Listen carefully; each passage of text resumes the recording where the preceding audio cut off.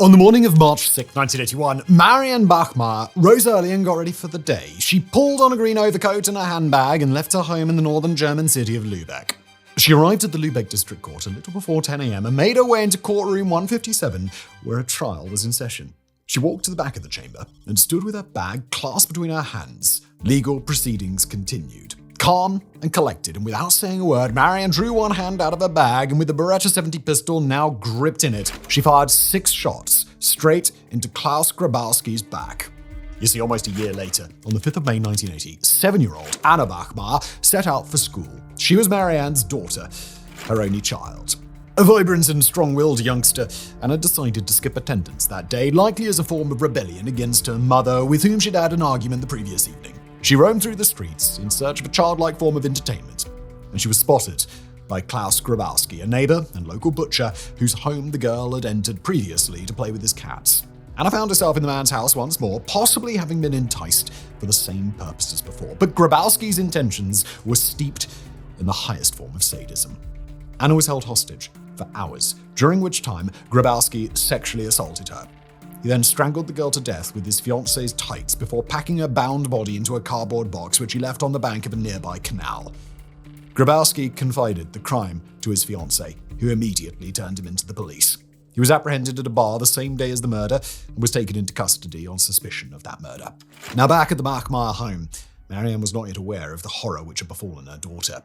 Marianne had a difficult life. Born a refugee to parents who'd fled East Prussia as the Second World War ended, she grew up in the West German town of Sarstedt. Her father, a former member of the Waffen-SS who served on the Eastern Front, was an errant alcoholic, and Marianne was kicked out of her parents' home as an adolescent.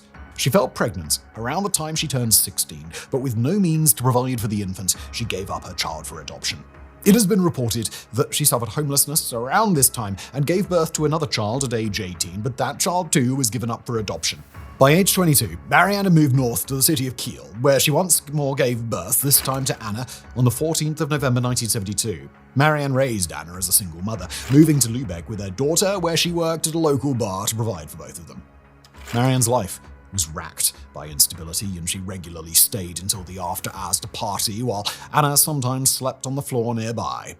Marianne was not a picture-perfect mother. She regularly argued with Anna and treated her as someone much more mature in age. Given their difficulties, she considered putting her daughter in the care of a former boyfriend, a doctor, something which later led to scrutiny in the press. But Marianne loved her daughter. She had endeavored to raise Anna by herself, despite having limited means to do so. Marianne had undergone a tubal ligation shortly after Anna's birth, thereby eliminating the possibility of having any more children.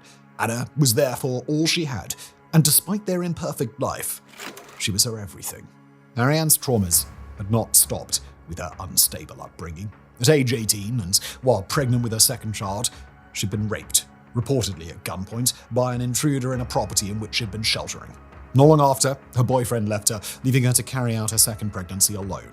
Marianne spent time in a reform home and also attempted suicide. The cumulative trauma of her experiences was no doubt already excruciating, but Marianne went on to suffer another rape a few years later, reportedly at the hands of a former boyfriend, the father of her second child. These gruesome experiences left her vulnerable, traumatized, and, but for the exception of Anna, completely alone. Klaus Grabowski was a man with a deeply insidious past. In the 1970s, he received separate convictions for the sexual abuse of 2 young girls, for which he faced long-term prison detention. But at the time of his arrest and conviction, the West German legal system offered sex offenders reduced sentences in the event that they consented to chemical castration, a process which involved taking anaphrodisiac drugs to reduce libido and sexual desire. Grabowski voluntarily submitted to this treatment and was released from prison 4 years before Anna's murder. In the intervening period, had taken hormone therapy to reverse the effects, for which the German court system would go on to receive severe criticism. Grabowski's attorneys later leaned on chemical castration as part of his defense, claiming that emotional imbalance caused by the hormone therapy has caused him to carry out the act.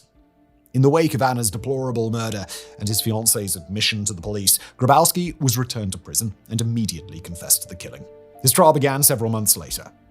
Now, the trial of Klaus Grabowski for the murder of Anna Bachmeier opened on the 4th of March, 1981.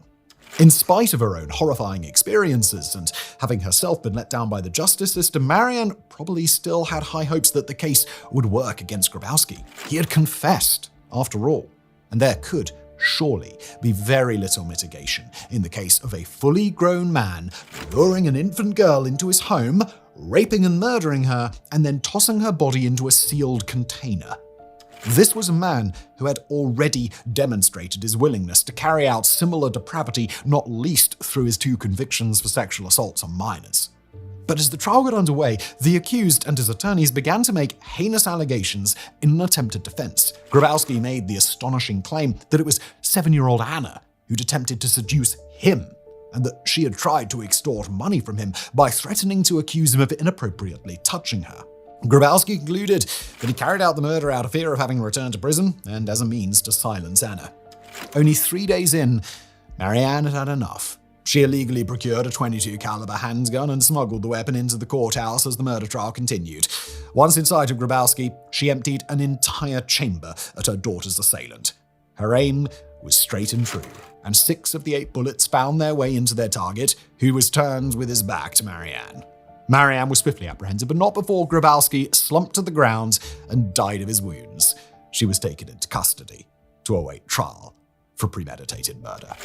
A court investigator who was charged with making a profile of the shooter after the killing asked her to carry out a handwriting test, during which she famously wrote, "I did it for you, Anna," alongside 7 small purple hearts, 1 for every year of her daughter's short life. Marianne Bachmeier's criminal trial began on November 2nd, 1982. The Lübeck story of vigilante justice caught instant public attention, and public spotlight was thrust upon Marianne before her trial even entered session.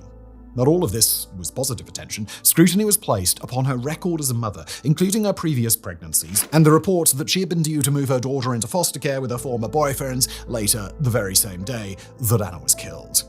Others denounced Marianne for taking the law into her own hands and ending the life of her daughter's tormentor before his legal trial had run its course.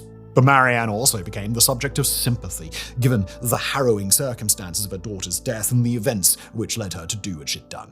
Her story was published by the magazine Stern only a few weeks after the shooting of Grabowski. The magazine publishers paid Marianne 100,000 marks for the rights to her story, funds which they used in a legal defense.